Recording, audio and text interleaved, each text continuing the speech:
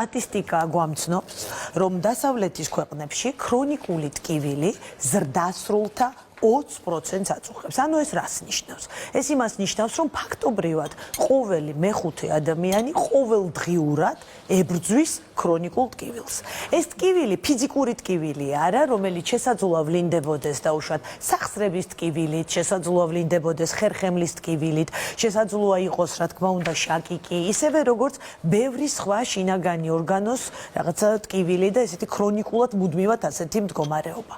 მოდით ახლა ამ თემაზე და თუ როგორ უნდა ვმართოთ ეს პროცესი და როგორ ვმართოთ დაუშვათ ეს ტკივილი, მოვიწვიოთ სტუმარი და უნდა მოვიწვიოთ ტკივილის მართვის სპეციალისტი. არსებობს ასე. ტკივილის მართვის სპეციალისტი ბატონი ნიკოლოზ რთველიაშვილი გვიერთდება და მოდით მასთან ერთად მიმოვიხილოთ ეს პრობლემა და თუ კი რამეს გვასწავლის ბატონი ნიკოლოზი ხომ ტკივილის მართვა არსებობს, ასეთი ცნება რო არსებობს, არც ვიცოდი რომ ეგეთი ამბავია. მოგესალმებით. როგორც უკვე აღნიშნე, ბოლო აწლეულებში საკმაოდ ესეთი გახშირდა ესეთი ქრონიკული ტკივილი და დაგვეხმარეთ. თუ შეიძლება თქვენი მოსაზრება დაუშვათ ამასთან დაკავშირებით, რატომ გახშირდა? რა ფაქტორები არის? გახსენებთ ჩემსაც, მოგესალმებით პირველ რიგში, მივესალმებით მაყურებელს და გულწრფელად უსურვებ ყველა ცხოვრებას ტკივილის გარეშე, რომელიც შესაძლებელია სოფლიოს თანამედროვე მიღწევების შესაბამისად. ყველა ტკივილის გარეშე, მოდით მარტო შაკიკის გარეშე. ხო, არა, ეს სხვა თემა არც არ ორიენტირებული, კი, არც არ ორიენტირებული მხოლოდ შაკიკზე ვილაპარაკო. შაკი რა თქმა უნდა ერთ-ერთი მძიმე პრობლემა არის, მაგრამ ზოგადად ქრონიკული ტკივილებიდან ყველაზე ხშირი, რაც ჩემს პრაქტიკაში არის და მსოფლიო სტატისტიკითაც არის ხერხემალთან დაკავშირებული ტკივილები და თქვენ წარმოიდგინეთ, რომ შაკიკის უმეტესობაც დაკავშირებული არის ხერხემლის პრობლემებთან. აი, ძველად იტყოდნენ ოსტეოქონდროზი, კისრის ოსტეოქონდროზი მაქვს. ხალხი უფრო კარგად ეგებს მაგას, მაგრამ ეგ ზოგადად ხერხემლის პათოლოგიებია, მალების, მალთაშუა დისკების, მალთაშურის სახსრების პათოლოგიებია, რომლებიც ასევე იწვევენ შაკიკს და შაკიკის მსგავს ტკივილებს და დაახლოებით 40% შაკიკის მსგავს ტკივილებისა დაკავშირებული არის ხერხემალთან. კი. და შესაბამისად ჩვენთან ყველაზე ხშირად მოდიან ხოლმე პაციენტები, რომლებსაც ხერხემალი აწუხებთ. არ მარტო კისერი, წელი ყველაზე ხშირი პრობლემა არის, წელის ქრონიკული წელის ტკივილი. იცით როგორ არის, მწვავე ტკივილი არის ზოგადად ტკივილი სასარგებლოა.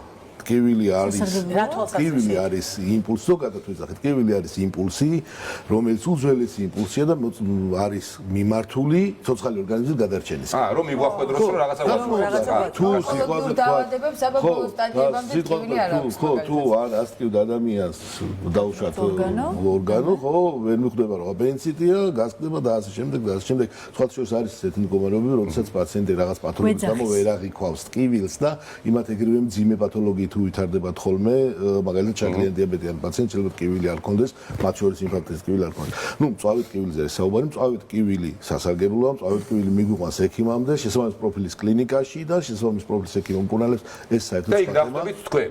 არა, მე გეტყვით სადავხვდე.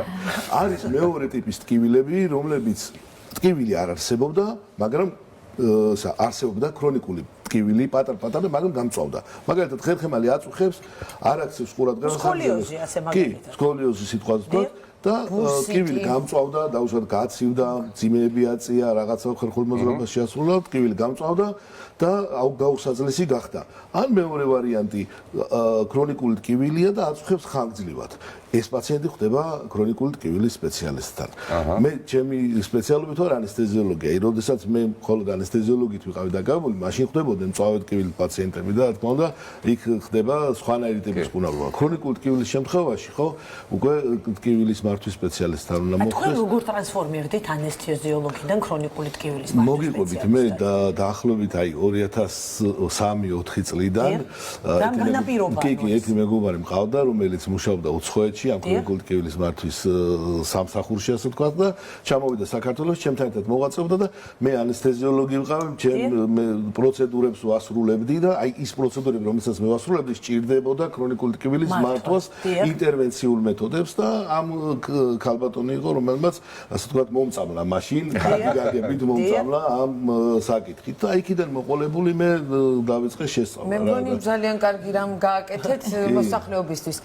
ბატონ ნიკოლოზ, ქეთიმ ახსენა და ჩვენც ვისაუბრეთ, რომ შესაძაც არის თქვათ ქრონიკული ტკივილი, აი არ მთავრდება და რა თქმა უნდა ეს უკვე ფსიქიკურ ტკივილში გადადის, ნერვები მტკივა უსვანებმა იციან, ასე რომ ნერვები მტკივა ასეთი ფრაზა აქვს და ზოგადად როგორ მოქმედებს ეს ადამიანი შემდგომ უკვე ფსიქო რაღაც შინაგან მდგომარეობაზე, მის განწყობაზე სულ და აი ამ დროს ემოციურ ფონზე. ხო, ამ დროს როგორი უნდა იყოს თქვათ მართვა ამ პროცესის. მე გისმენდი თქვენ ძალიან სწორი ინფორმაცია იყო, რაც მოვაწოდეთ ქრონიკულ ტკივილთან დაკავშირებით.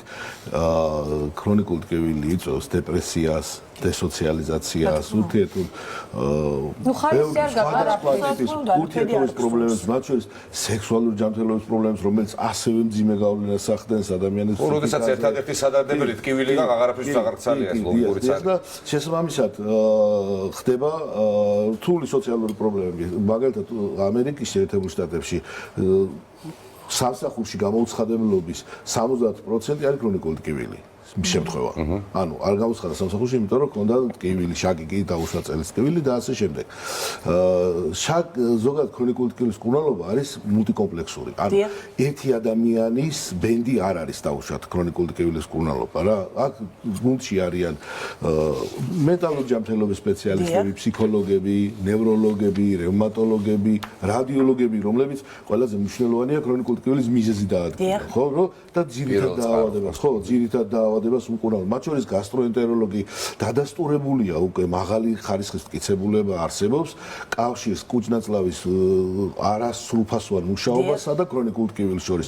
მათ შორის ეგრეთ წოდებული ფიბრომიალგია, რომელიც ყველაფრის ტკივილს რო ეძახიან. აი ეგ არის ყველაფრის ტკივილი, ფიბრომიალგია, რომელიც თითქმის 80% შემთხვევაში დამოკიდებული არის კუჭნაწლავის ტრაქტის არასრულფასოვან მოქმედებასთან. ეს ტკივილის აღქმაც ხომ ძალიან ინდივიდუალურია. რა თქმა უნდა, რა თქმა უნდა. მაგასთან დაკავშირებით გეტყვით კიდევ ტკივილის შესწავლის საერთაშორისო ასოციაციამ განმარტა ესე ტკივილი ეს არის სუბიექტური არასასიამოვნო შეგრძნება, რომელიც დაკავშირებული არის ქსოვილის პოტენციურ ან უკვე არსებულ დაზიანებასთან. და თქვენთან შეიძლება ხარისხობრივად პირობითად ამის დადგენა.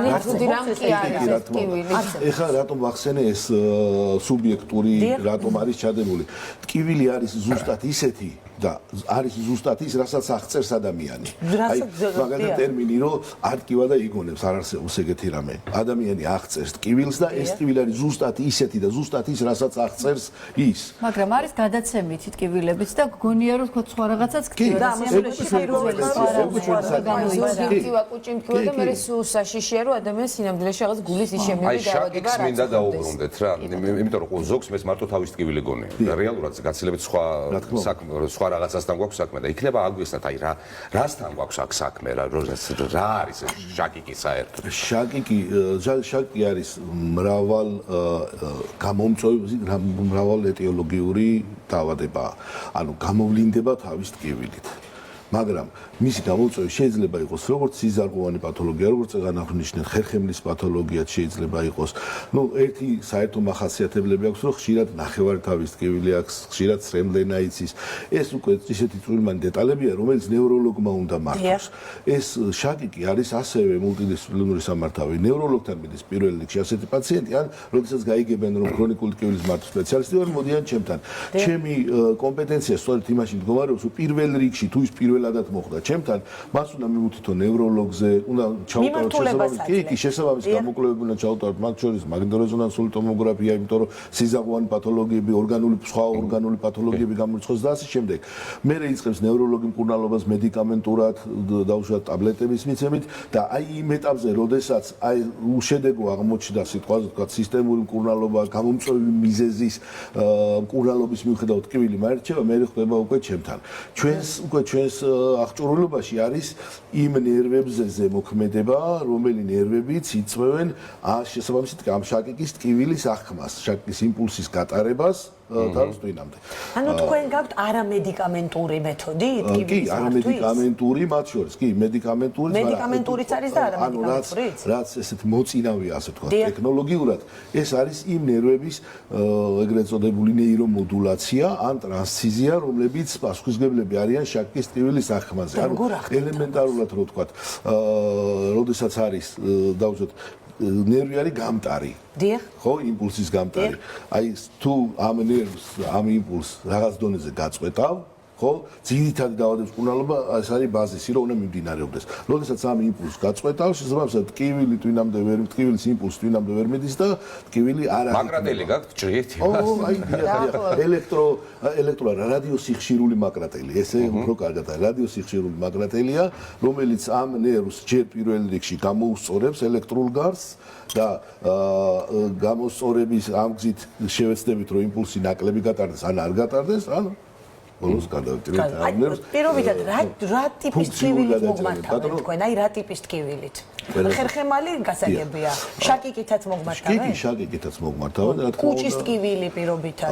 გეტყვით, სახსრების ტკივილი. აი ორგანოების ტკივილი და შინაგანი ორგანოების ტკივილი, კუჭის ტკივილი თუ გასტროენტეროლოგთან ხვდება. ანუ ამის მაგრამ თუ არის ისეთი ტკივილი, მუცლის ისეთი ტკივილი, რომელიც ორგანული პათოლოგიით არ არის გამოწვეული, ხო? აი მაგალითად არ აქვს გასტრიტი, წყლული და ასე შემდეგ. ანუ გამოკვლეული უნდა იყოს ეს ყველაფერი და ისე უნდა მოვიდეს თქვენთან. არა, შეიძლება პირველადაც მოვიდეს, მაგრამ მე უნდა დავაყვალიან და მიმართულება უნდა დავაიყულებს და მე გაიგო. კიდევ ერთხელ მეუბნები, ეს არის მულტიდისციპლინური გურდის სამართალი, ქრონიკული ტკივილი. და ბოლოს აღწევს ჩემამდე სიტყვაზე თქვა, აი კუჭის ტკივილის შემთხვევაში გამორიცხა ორგანული პათოლოგია, გამორიცხა დავუშვათ წყლული, სიმსივნე და ასე. მაგრამ მაინც ამბობს ჯიუტა თუ ტკივა კუჭი. მაგეთ შემთხვევაში ხდება ჩემთან და მე შესაბამისი ნერვის, ასე ვთქვათ, დაჩლუნგებას ან გადაჭრას, ასე ვთქვათ, პირობითად ფუნქციურად გადაჭრას ვახორციელებ, რომელიც ამ ტკივილს აღიქვას. ანუ კარგი გაგებით ბოლო ინსტანცია გაქვს. თუ არავის არაფერი ვერ უშველა, ვერავინ მიდიან ამ კაცთან და მე ეს ან ჩაჭრის ან რაღაცას უსწრებს. აი მათ შორის ახლა განსაკუთრებულ ყურადღებას იმსახურებს ონკოლოგიური ტკივილი, ხო, პაციენტები, რომელსაც ონკოლოგიური პათოლოგიები აქვთ, ზოგადად ესეთი კონცეფცია არის, რომ ყველა ადამიანს აქვს უფლება იცხოვროს ტკივილის გარეშე. მათ შორის ონკოლოგიურ პათოლოგიას რამდენი ხანიც არ უნდა ქონდეს დარჩენილი სიცოცხლე, მას აქვს უფლება რომ იყოს ტკივილის გარეშე სიცოცხლეს და მას აქვს უფლება რომ იყოს სოციალურად აქტიური, ხო? რაც არ უნდა მძიმე იყოს, მას უნდა ადამიანებთან ურთიერთობა, სიყვარული უნდა და ასე შემდეგ. მაგდროს ალბათ უფრო უნდა. კი, შესაბამისად, აქ უკვე განსხვავებულ მეთოდიკას ვთავაზობთ ჩვენ ონკოლოგიურ პათოლოგიების შემთხვევაში, დაწყებული აი მეთოდიდან, რაც ვთქვით, ამ ნეირომოდულაცია ან ნერვის, ასე ვთქვათ, ფუნქციური გადაარდევს სიხშირული გადაჭრასთან ერთად, ვთავაზობთ სხვა ინტერვენციულ მეთოდებს. და მოძრაობაში არ არიან შეზღუდულები და ასე შემდეგ. მე მგონი რაღაც ეტაპზე მაინც გავერკვეთ თუ როგორ შეიძლება ტკივილის მართვა, ვის უნდა მიმართოთ და რა ფორმები არსებობს. დიდი მადლობა თქვენ ამისთვის. ძალიან დიდი მადლობა იმ საქმისთვის, რომელსაც აკეთებთ. დიდი მადლობა. ტრადიციული მადლობა.